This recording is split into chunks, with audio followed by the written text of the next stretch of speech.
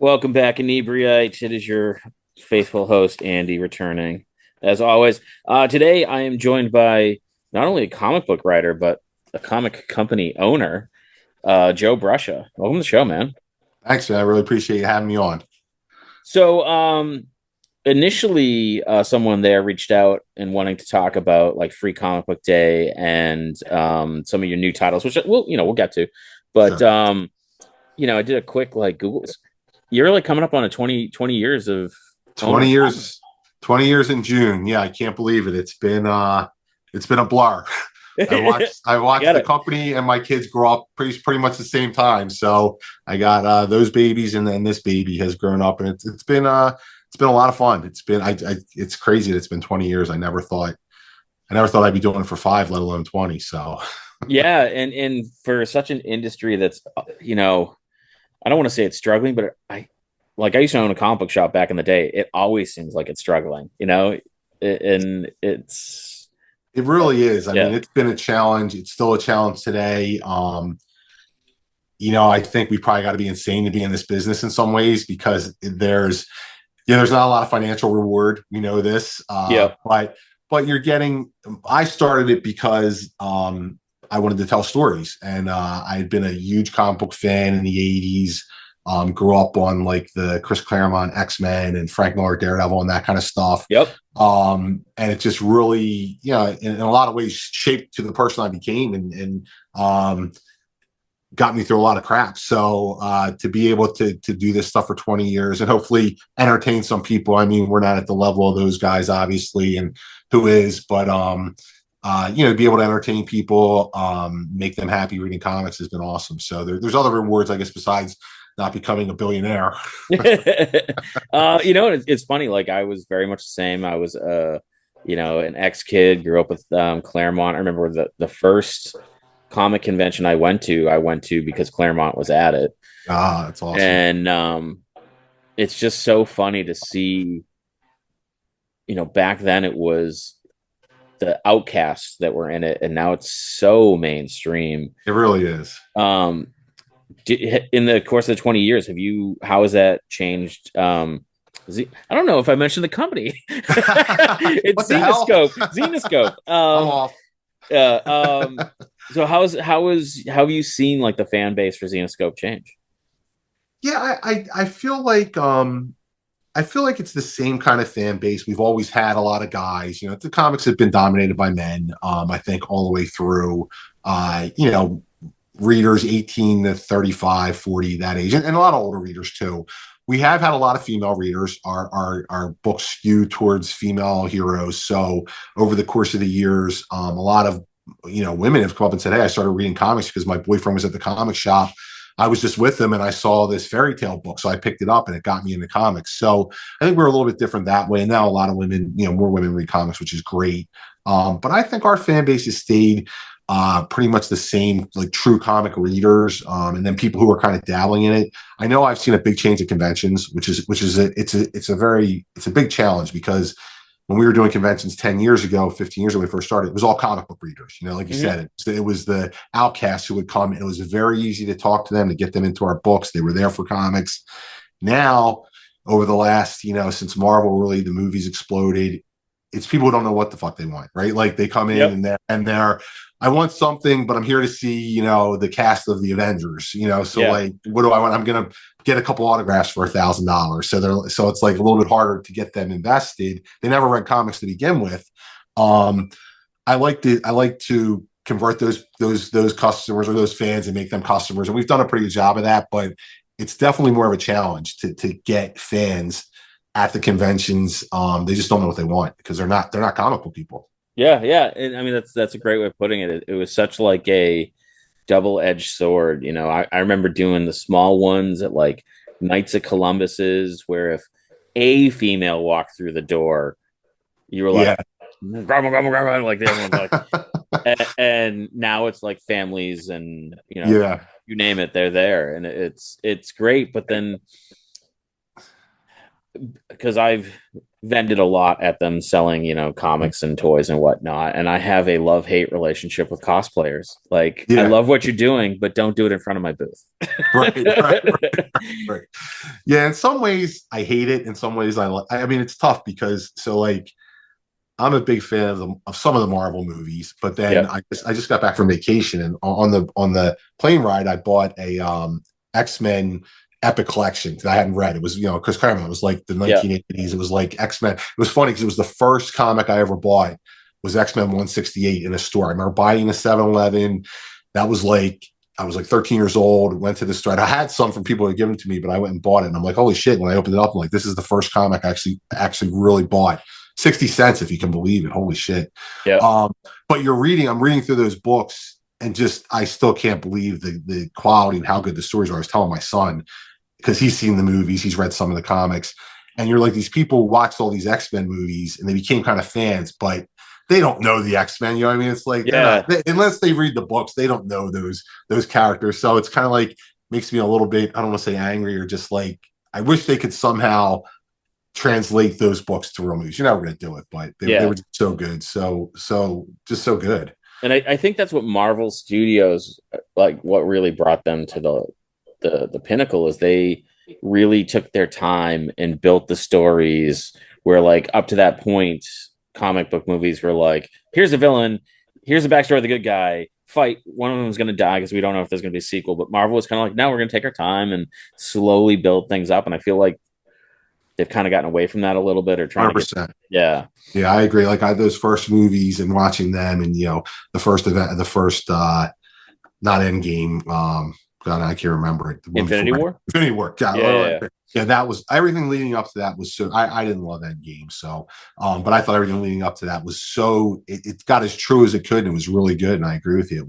It was awesome. And now I haven't seen an X-Men. I mean, a Marvel movie that I've liked. Trying to think. I don't know if I've liked any of them lately as much as Uh, I like I'm them. I'm genuinely excited about Me Thunderbolts too. Me too. because I I'm agree. like, that looks the right kind of stupid that I'm just Yeah. like, yeah, let's kind of be anti Avengers and Right. Right. Right. Yeah, uh I'll definitely go see that. And it looks good. I hope it's good. I mean, it yeah. looks better than some of the stuff that's come out over the last couple of years for sure. Yeah. And like you were talking about the thing that got you into comics. I remember specifically what got me into comics was I picked up an X-Men comic and it was so early in the tie-in, cross comic promotions that it didn't even really like there was no like logo for it on the front. It was the Fall of the Mutants, but there was a chart in it somewhere that's like follow the Fall of the Mutant story in all these books. Yeah. So Yeah. then I went out and got all those books and Yeah. thousands of comic books later and Right. Right. Right. Yeah. It was such a thing. And like I said, I always liked when I was 15 or 14, I could walk into the comic book store and there weren't a lot of them. I remember the one that was right down the street from my house, and I could get every Marvel comic for like less than $10, yep. and even though they weren't all interconnected, there wasn't a lot of crossover. They did talk about the other books in them, and it was just really cool. And I think, fortunately, we've gotten so far away from that now in the publishing industry, especially with the big two, that it's like, maybe I'm just being a grumpy old dude. So it was, back in the old day, it used to be so much better. But Yeah. it really was a big part of my childhood and my early teen years, and it was so cool and awesome. At what point then did you decide to change that love into Zenescope? Like, that's a big step. So yeah, it was kind of a like so being a big fan of comics, novels, and movies, obviously, I wanted to be a screenwriter. Hmm. And my partner did as well, Ralph Tedesco. So he wanted to be a screenwriter. We wrote screenplays together. We did some short films, and nobody would look at them. They were probably bad, but whatever. Yeah, yeah, So he was living in LA trying to be an actor at the time and get into the movie industry. And I was just like, I was doing sales for like a sporting goods company. And I was like, I'm kind of done with this. I want to be creative. I was writing. So I was like, I like comics. Let's make a comic. So that's about the extent of what I knew. I got like a how to make a graphic novel book. Yep. Knew nothing. I obviously knew Marvel was used, but I didn't understand the industry. I didn't know how big Diamond was, but it was still. And I think if we would have we did do a business plan and an idea, but I think if we would have really known we were getting into, we probably wouldn't have done it. And like, this is crazy. So, just made a couple comics, made Grim Fairy Tales, which was a big hit right out of the gate. And our idea was let's make these comics, and then Hollywood's going to come knocking. We're going to have. Then we can write all the scripts we want. Right. And I had been a huge Stephen King fan, love horror, and we did a couple Stephen King comics, samples.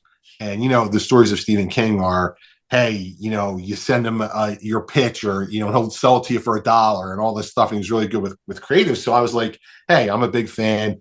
Wrote him a letter and actually got a call back from his agent. And like, yeah, because he got the artwork, because we did it right. Yeah. And we wanted to do his short stories as short comics, since we figured it was perfect for the medium. We had some stuff for The Mist, and I forget what other books. So his agent got back to us and was interested, and it was like, oh, this is awesome. We're gonna get a Stephen King license. Fortunately, I don't think we were ready.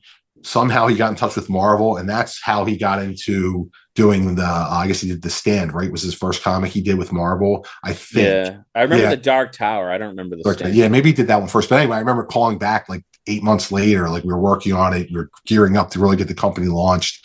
And his agent was like, yeah, we decided to go with Marvel. And I was like, what the? I was like, fuck. So, but it got us started. But that was one of the things we wanted to do, kind of licensing wise. But we were figured if we did he did our comics, they would be screenplays. And it did open all the doors in Hollywood. Like, we met with everybody after that. They were all interested. We still only have We've sold a lot of stuff. We've only produced Van Helsing, the TV series on Sci-Fi, which just didn't hold true to our comic. It was, okay, yes, but so we were just trying to really turn our screenplays, get them out there and turn them into comics, and storytelling is storytelling. So luckily, Grim Fairy Tales really took off, and we did 7 based on the movie, which was a big hit. And then we got Final Destination out of that, and we had like a DVD deal for Circuit City. And we always joked that we put Circuit City out of business because they bought like 100,000 Final Destination comic book DVDs. So that kind of got us started. So that's like, long story short, that's what was the impetus and how we got going. Yeah, I've done hundreds of cons, and you always see someone be like, oh, I'm starting a comic book, and they put out an issue, and then for the next 2 years, you see them with that one issue, and you're like, when's issue 2 coming out? And they're like, soon. Yeah, it's so tough. It's so tough. Luckily, we're lucky that we didn't have a lot of debt and financing, but we did get some money. We had some money behind it. And, I had my house, so I was able to put that up as collateral. Oh. So we were pretty good. Yeah. Like I said, knowing now, my wife wanted to shoot me. Yeah. She was ready to kill me. And we didn't draw salaries for the first 3 years. She supported us. So it was tough, but you grind through, and luckily we've had enough of a fan base and done enough that we're able to keep the lights on and keep making comics. That's awesome. Yeah. So what are some of these new titles that you have coming up? Oh God. So, well, first, since it's our 20th anniversary, and it just so happens that Grim Fairy Tales 100 Volume 2 is coming out in September. So that's a big title. We've got, I just did a book, Terror and Fury, which is a new title. And it's basically a reinvention of those classic characters for a modern audience. So that book's done really well. What else do we have coming out? I had a book called Killer Cobra coming out. It's like a crazy kung fu. Want to do something wild and just fun. I'm trying to see if I have a book. We've got, I have one. You're not even able to see it, but I'm looking at the book. Alice in Zombieland. Alice in Zombieland. We just did a Kickstarter for this. It's finishing up today. Did really well. It's part of we were doing a Father Time, the end of the Grimm universe. Is what the big kind of crossover for us is this year as we reboot to do Grim Fairy Tales Volume 3, which we'll do. Hopefully this is the last. My hope is that we can do another 100 issues. We'll have 3 volumes, all 100 issues. So that's Alice in Zombieland is one of the books in that Father Time story arc, is what we're billing as Once Upon the End of Time. So I'm trying to think if there's anything else. I think that's pretty much our new books that we have coming out. We're back to doing Tales of Terror. Grim Tales of Terror, which we did. We're working on the movie for that. So that's cool. Yeah, we did. We filmed at the end of 2023. We filmed. It's an anthology movie. Yeah. 4 or 5 horror stories, all with Carrie, who was our goddess of death, as the crypt keeper type character in it. So we filmed the first short at the end of 2023. That's all done, ready to go. We kickstarted it after that to kind of build on the movie, and now we're just waiting to kind of finance and finish the rest of the movie this year. So we've got the scripts in, we've got a couple directors. We're just about to go out and use the Kickstarter money and raise some more to hopefully do the full movie. Do you have like a projected end, like a When will we tentative release? Yeah. Yeah, it'll be either Q4 or Q1 of 2025. Q4 of this year or Q1 of 2025. So, and we're very happy with it. I mean, it's one of the things with doing this over the years is, like I said, we've probably had 25 properties optioned. I mean, Hollywood gives you a little bit of money and then it goes into development hell, as we all know, and here, and you have these horrible scripts written, some of them good, some of them horrible, and it never seems to get made. And the executive is working on your property moves to a different spot, so now you lost it. So with that frustration, we want to kind of do a couple things ourselves. So this Tales of Terror movie is the first one. Yeah. I can relate to that. We always have different contacts at breweries, and that we work with, and then they'll move on to like a different industry or a different brewery, and then you're like, great, now I'm back to square one. Who the hell's in charge here? And it's been a ton of that this year. That it's just it's I think the first 3 months I've just spent trying to reestablish connections or move events and shuffle things around, and it's I had someone the other day say that there must not be, quote unquote, a lot of heavy lifting at my job, with my job. And you're just like, I'm gonna take really it as it as a compliment, because that means I make it look easy. But right. Yeah. No idea how much work you're putting in behind the scenes and what goes into it. They think you're just sitting on the mic all day. yeah, exactly. Yeah.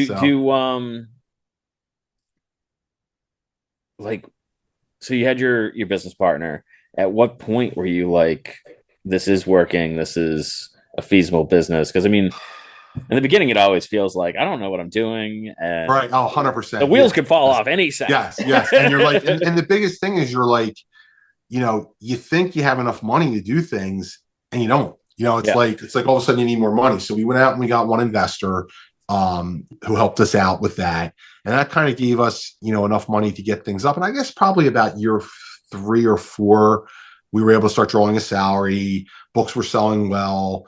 We kind of figured it out to that point. So then, I'd say year 3, year 4. So it's a long time. I mean, that's not a short period of time. And you get discouraged. And, again, going up against Marvel, DC, not that we consider them our direct competitors, but, you walk into a comic store and that's what you see. And there's, they have so many titles, which I think is bad for the comic industry, but that's what you're up against. Had we known that, we were just like, oh, this cover looks cool for us, people are going to buy it. And they did in some instances they didn't, but it was enough to keep us going. So probably like 3, 4. My wife would always say, my husband's trying to start a business. So that was like the first 3 years. She's like, well, until you start paying yourself, you're not starting a business. I'm like, I was like, what the fuck is this? That's crazy. Like, I'm working all day on this shit. Yeah. So it was tough, but luckily we had, like I said, some good connections, and we just kept pushing through it. And that deal with it was Lionsgate for the, that really gave us a little bit of capital, because that deal with the DVD and getting Seven and Final Destination, while we didn't make a ton on the book, that DVD deal gave us a good amount of capital to do some stuff. So it was good. Do you get, because I get this a lot, where, how people down south say, oh, bless your heart, and it's kind of like backhanded.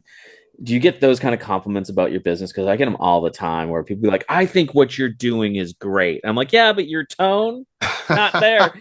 And to the point where I had someone that I used to work with, I worked in like a big box retail store, and that I ran into, and she's like, oh, what are you doing now? I'm like, I just Inebri-art. And she goes, do you make enough money doing that? And it's like, I know what you make. Right. Definitely over the years. Yes. And it's hard for me. So, with all the people, I never say that. I always say we're an entertainment company, because I feel like we do a little bit more. Now I'm going to start saying we're a media company. I decided. Yeah. So, and I always say we're a media company. Our focus is graphics, graphics novels and comic books. But most people just don't get it and don't understand it, and are like, yeah, like what, you got two sides. You got half the people in the industry think you're a billionaire, right? Like they Yep. think you're rolling in dough, and the other half are just like, I don't even understand what you do. What the hell are you talking about? And so definitely over the years, and then there's definitely people that look down their nose at you, and it's just like, I really don't give a shit. You know what I mean? I'm enjoying myself. I'm happy with it, and for the most part, I mean, this industry drives me crazy, but Yeah, but I mean that's the work part of it. Like, yeah, yeah, I've had events where I've been like super stressed out about something that's occurred. Weather is always an issue with us. And people are like, "Oh, it's not your fault. Like, why are you?" And I'm like, if I didn't care, I wouldn't be in business, right, Like right, right. I need to care that much. Yeah, yeah, So, yeah. To get out of bed, I mean, to deal with all the bullshit, like I wouldn't do it. But I just read, one of the books we didn't talk about that we're going to have is it's called Zenescope Legends, and it's really all of our previous characters with some new ones sprinkled in. But it's three, 8 to 10 to 12 page stories per book, little snippets of our characters, so you can get so new fans can kind of get introduced to them. It's a cool little story. The first one just came in, and I'm reading it, and I'm like, okay, this is why I do it. You know what I mean? Like I thought it came out really well, and I hope we're doing the free comic book day edition. We're just giving it away. It's yeah, just giving away at the stores we're going to be at and through our website. And I'm just like, I think people are going to enjoy this. This is going to be cool, and that's why you do it. That's what you enjoy, and that's what gets you up every day. And even the days you don't want to do it, you come in and you're right. And you work and you do the stuff that you enjoy. yeah. And being a previous comic shop owner, I loved Free Comic Book Day. That was So so much fun. I just said we just had a meeting about. I think it is the greatest idea. I think it is awesome. I just think that it's been kind of like I don't like the way Diamond does it. Right, like you had to buy the Oh wait, comics. is Diamond gone? Like, No, no, no, no. They're oh, still I they. thought they I were. I just got a letter Yeah, in the mail, so I got to look it from them. But they were bought. They were bought by Alliance, and then something happened, and they tried to renege on the deal, of course. But now they have yeah, to deal with it. So they're going to be, and I think Alliance will be good. Not the Alliance board game company. It's a different. It's Alliance who has stores and does some distribution. But yeah, I mean, I don't. If it was free comic book day, like why do we have to pay to like it's? I mean, to I be don't understand we have to featured. do it, Yeah, and you guys have to buy it, comic shops have to buy it. The only people making money out of their Dime, and Dime was making yeah. at least a little bit of money. Hmm. But I do think and the stores are always crowded. I'm excited to get out. I'm going to a mall store on Saturday next week to go and just give out the comic, and it's always good to see the stores. I mean, it's usually their busiest day of the year, so I think it's a great idea. I just think it needs to be tweaked just a little bit so that the store owners can get a little more out of it. Yeah, yeah, and it was inevitable. And there were times that were frustrating where you'd have someone come in. The last time you saw them was last Free Comic Book Day. They would take one of everything or everything they could Never, take, and then you'd never see them again. And you're like, yeah, whatever. Hopefully that will at least pique your interest in something. yeah. But I get so I've been I've been on this kick and it'll never stop. I just don't understand. I get the feeling that Marvel and DC. I know they just don't give a shit. You know what I mean? Like they don't yeah, care about the comic book stores. Like you know, there's so many things they could do connected to the movies that could drive people to comic stores, even by doing mainstream stuff. Put them in, like, I don't understand. Like, I got my first comic at a 7-Eleven. Like, yeah, why, when Captain America comes out, isn't there a dollar comic at 7-Eleven that every yeah. kid can pick up that comes in and then drive them to the stores? Drive them after the stores. Drive them to the store, drive them to the movie. Yeah, like, You could like definitely what? use that right now. Right. I just think that they're baking billions on the movies and they're owned by giant corporations and Yeah, they don't give a shit. And it sucks because one thing that kind of stinks about doing this starting a comic book business is comic book stores are one of my favorite places to go. hmm, And I used to, love going into them. Now I'm kind of like, if they're not carrying our books or, it's, you have to deal with the owners now. You're not just going as a consumer. So it's like, do I even want to go in here? And I've been in comic book stores all over the country, right? And some of them are yeah, great, but a lot of times it's just like, yeah, we don't want to carry your shit. So like that bothers me. And then bookstores, same thing. Like Barnes and Noble is one of my favorite places in the world to go. But dealing with them and trying to get them to carry comics other than Marvel and DC is like, it's a nightmare. So, so I have a little bit of like, I don't know, bitter resentment. yeah. And it's tough, especially when you're like a mom and pop size store. It's like you can't carry everything. Right, You right, know. right. Um, what is your style of comic store? Do you like the kind of clean corporate one that has like the wall of what do they call them? Pop vinyls, or do you like the ones that are dark and dingy and just like rows and rows of back issues? I probably will say the latter. I was talking to my daughter about this, like, so our library, because I'm equating it to that, like our library, our local library, when I was, in my teens and stuff and growing up, probably was like that. It was like, Yeah. all different nooks and crannies and going around, and like it felt mysterious, and you could find something special somewhere back in there. And then they did it remodern, and everything's modern. I'm like, Yeah. this kind of sucks. So I think comic stores, and now there's new Barnes and Nobles layouts where it's like the same kind of like very modern, and I'm like, this sucks. So Yeah. I think I like a dark, dingy, mysterious, like, back issues. You can go and feel like you're going to find some hidden gem back here, or you just can get lost in it. Where if it's too corporate and too clean, I don't know. I don't think I like that. Yeah. As much. I was very lucky. I got the location I had, it was a house that someone had converted. Okay. And from the outside, it looked like I lived in the house and turned like the 3-season porch into a comic book shop. And so people would walk in and they'd kind of like walk around this little room and then they'd turn and then they'd see it kept going. And then you Yeah, would just like yeah. walk into the next room and So into the you had next different room. rooms with stuff. Yeah, that's Yeah. cool. That's awesome. Yeah. Yeah, So I it was think super fun. that's yeah, that's really Yeah. sad I didn't get there, because I think Yeah. that's it's about when you're reading a new book, you're exploring, you're trying to discover something new. So that whole Yeah. process of going in and trying to find something new is cool. And then you walk into a room and you're like, oh, there's a G.I. Joe aircraft carrier in here. Holy crap. Right, right. Yeah, yeah. Yeah. So yeah, This is awesome. it was a Yeah. lot of fun. I met some really great people. Actually, my business partner now was a customer, Oh, cool. and he became a customer like the first time he came in. I kind of broke his balls about. I can't remember what the heck he was getting. It was probably Superman because I don't like Superman. Me But either. like I think I broke his balls about like what he was reading, and he's Right, like, right. "Oh, it's that kind of shop." So That's good. Yeah. yeah. Cool. Um, so I actually just got one of your books, and I've been asked to write a article about it. Which one? It was the one about the Bridgewater Triangle. Oh, cool, cool, cool, cool. Yeah. Because I have spent the majority of my life living inside the Bridgewater Triangle, Okay.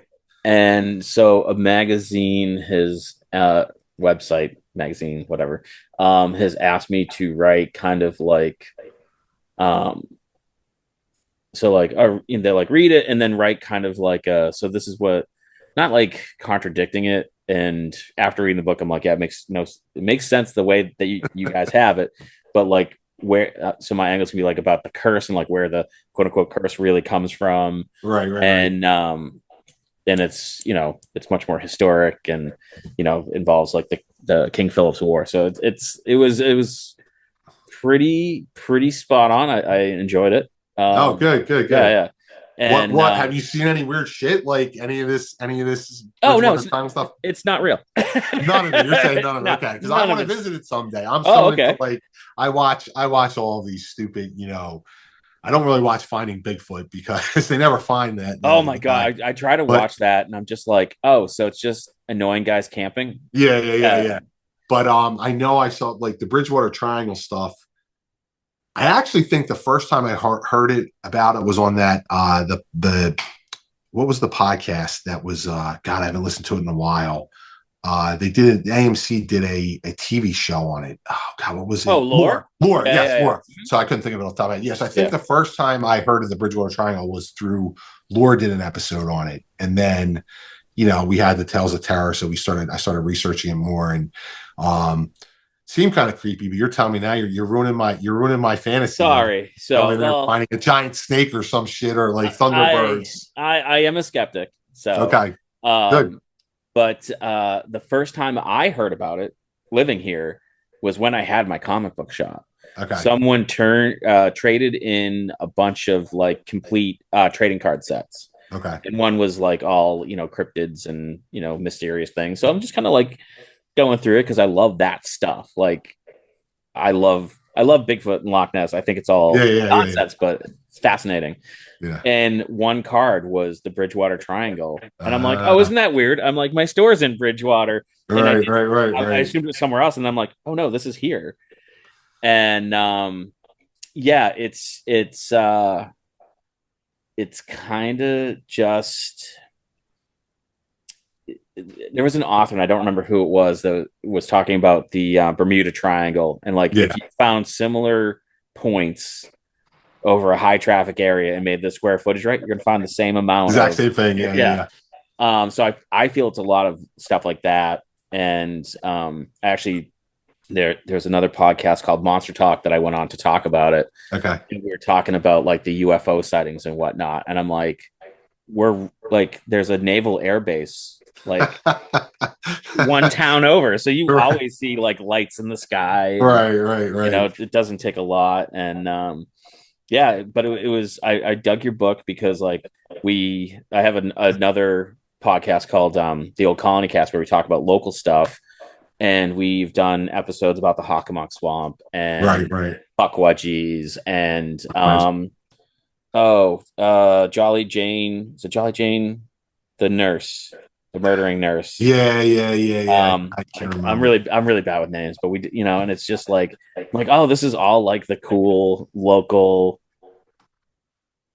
scary stuff. Yeah, It's there's got to be some puck wedgies running around out there somewhere. I believe it. I wish. Those I little mean, bastards. I mean, yeah. come on. Yeah. Now the big thing, I don't know if you've seen it, is there's so many triangles, the Alaskan Triangle. I'd Oh love to. no, Yo, you haven't seen this? Yeah, there's a no. show on like it's on whatever Travel Channel, like the same one with all paranormal stuff. But yeah, the Alaskan Triangle, and so many more people have disappeared there. And I'm like, well, it is Alaska, It's you know. And Alaska. like, yeah, yeah, It's real but easy to it's just disappear. they made a big thing Yeah, of it. Hey, so many triangles. There's one in Japan. I forget what that one's called, yeah. but they love these triangles. The one that I started watching on Netflix is Ancient Apocalypse, and it's all just like I Atlantis, don't know if I watched missing. that one. Yeah, yeah, yeah. Um, but Give me a look. the cool thing is like, I was saying to my business partner last night, I'm like, all of the places that they talk about I've never heard of, and they're super cool, like these Oh, that's huge awesome. underground cities, and Yeah, yeah, yeah. yeah, yeah. It's amazing what you still find when you start looking into some of this stuff, and there's so much out there. So, So I can tell you're a horror fan. yeah. So I'm going to steal a question from Monster Talking. What's your favorite? What's your favorite monster? My favorite monster? Oh, I thought you were gonna say what's my favorite horror movie. Um, my favorite monster. Like cryptids is definitely Bigfoot. I love Bigfoot. Like I Yeah. have Bigfoot shirts. Always out there looking in the woods whenever we go on vacation. When am I going to get to see fucking Bigfoot? Yeah, monsters. I mean, I probably like King Kong, but that's not even really like I love all monsters. I Yeah. mean, I wish the movies were better again. Like, I go back. I was yelling at my kids the other day because I'm like, your childhood sucks because you don't have they don't have creature double feature. I don't know if you remember this. Oh Yes. my god, it was so Yes. awesome. Yeah, yeah. So like, Oh, I um, love that. I mean, I don't really like werewolves and vampires. Like I like them, but I'm not. I like more of the like I'm more into like it, like that. The clown from it is cool. Yeah. But yeah, I don't know if I could put my finger on a favorite one other than I'd say Bigfoot's my favorite cryptid for sure. Yeah. Oh man, I grew up on Creature Double Feature, Yeah, and I still have, like, the horror movies I prefer are a specific kind of bad horror movie, like not Sharknado, right. as Sharknado is being made badly to make a bad movie. Like, I Yeah, want yeah, someone trying their absolute hardest to make a and good just, movie. yeah, and just Yeah, failing. Yeah. yeah, yeah, yeah. That's funny because like Creature Double Feature, and then I used to watch Kung Fu Theater, and like Yep. this Killer Cobra comic book is like a mix up of those two genres. So that's Oh, it's gonna be like Monster Kung Fu. yeah, yeah, yeah. Killer Cobra is actually hunting Bigfoot in the first episode. So Interesting. yeah, Oh, I so like that. Okay. yeah, All right. I'll have to check it so out. When does that yeah. come out? It's next month. You would ask me that question. I'm looking at It's kind of why he we're is in the supposed to be Zenescope doing. Legends. Yeah, his first appearance is going to be in the Zenescope Legends book. So that's out. That'll be out next week. I think next month. Yeah. I don't. They don't And tell me when this stuff's coming out. you're just in charge. What do you need to Yeah, know? it's just yeah. Yeah. Um. So May 3rd is Free Comic Book Day, Yep. right? Are you gonna be at your local shop or like? Yeah, so we actually have people. I'm trying to count the list. I got it in front of me. 1, 2, 3, 4, 5, 6, 7, 8, 9. We're actually including our office here where we're just giving out the free issue. We're going to be out at 9 places. So Oh, that's I'll be awesome. at a local mall shop. Yeah, we're just going out, just going to hand out. We did for the Zenescope Legends, we did a limited to 750 free comic book day edition. So just going out and just going to give that out for free to all the stores we're at. We did a trading card for every store we're at, giving that away for free. Of like a mini art print and just trying to get out there. We haven't done a big free comic book day thing in a while. I kind of again soured on free comic book day because it was just like, why, if it's free, like why is Diamond doing what they're doing? And Yeah. so, but we want to try and make a push. We've always tried to kind of support local comic shops. We do a retailer live stream once a month and this started during the pandemic. Too bad. I mean, I don't know when your store closed, but we were trying to help out stores during Oh, the pandemic. long time ago. Okay, all right, yeah. So When I got divorced, so that gotcha. was, So, but we'll go on the air once a month, live stream from the office, sell special exclusives, and whatever we sell, we split with the comic shop. So they get a portion just for oh, showing, that's awesome. showing up. Yeah, just for showing up. And we'd like to do a tour of their store, virtual tour. Hopefully, the owner or whoever, one of the staff, will take us around, show us their store, talk about it. So I hope that I don't know what's going to happen with the comic book industry and comic book stores. I mean, kids have changed so much. They don't they don't read anymore. They're always on their phone. Yeah. But something about going to a comic store when I was a young kid, 13, 12, going in and finding these amazing stories. I guess the times have changed, but that was something that was really cool. And I hope that 10 years from now, people are still doing that, and maybe we can swing it back that way in one way or another. I don't know. Yeah. Yeah. I was always art driven, being, an artist. Yeah. And it was just that like thumbing through the long boxes and just like coming across a cover that you're like, this is amazing. Yeah. It's really cool. So hopefully, like I said, hopefully this free comic day is good. We'll get out there, be out there for a couple hours, all these stores, and the good thing about being a mall store where I'm going to be, I feel like, is you're going to get that foot traffic going by who might not necessarily be comic book fans. Yeah. They'll have a sign, they'll stop in and, hey, we'll give them a copy and maybe convert them. Nice.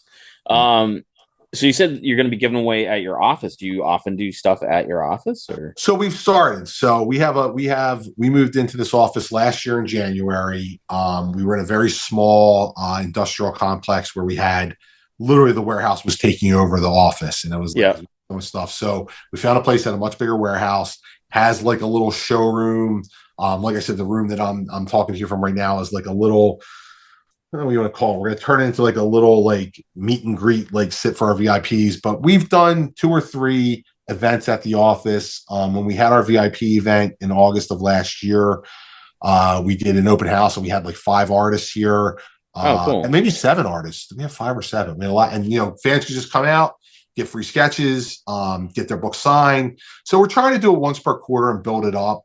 We got a lot of work to do. The showroom has gotten better, but my eventual plan is to have an open showroom. It won't be a retail site that's open on a daily basis, but just to have events.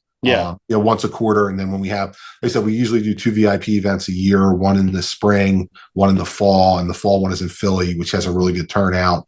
So just get people out to the office. They can see some stuff that they usually wouldn't see, some of our archive stuff and things like that. Yeah, that's cool. Yeah, we just started, we moved into new offices last year, and we just started doing some, smaller stuff, like small, friend and business acquaintance, like get-togethers. And one of our longest running events is we would do a figure drawing group where we'd bring a model into a bar, and everyone would draw from the model. So like, that's cool. Doing them here, and so it's nice to have more space. Yeah, you gotta have more space. Yeah. Yes, and I love I haven't done as many shows with the way the pandemic happened and everything cut it off. It's like, you got cut off from this fan base that you were out constantly seeing, because we used to do 25 shows a year at one point. 25 shows a year.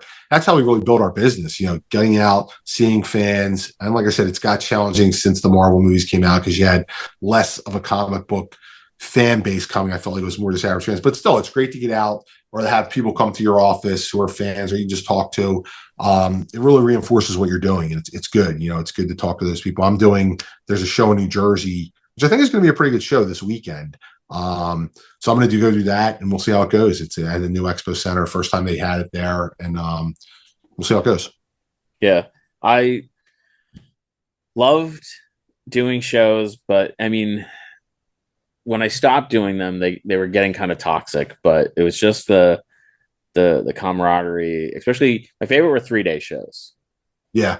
Because you go down Friday, you set up, everyone crashes early Friday, and then Saturday is just like insanity. Yeah. And because everyone's like, we're not going anywhere, and we're all staying in that hotel. And yeah, it's a lot of fun.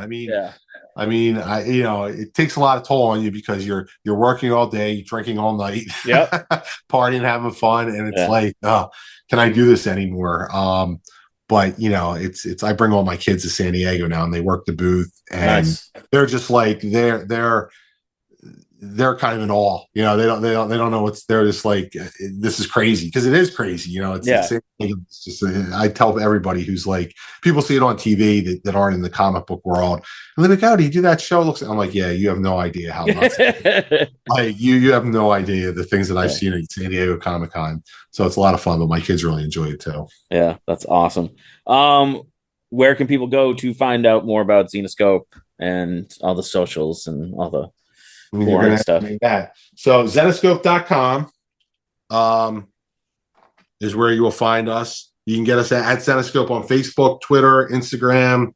What's the other one? I don't know. Twitch, I guess that is.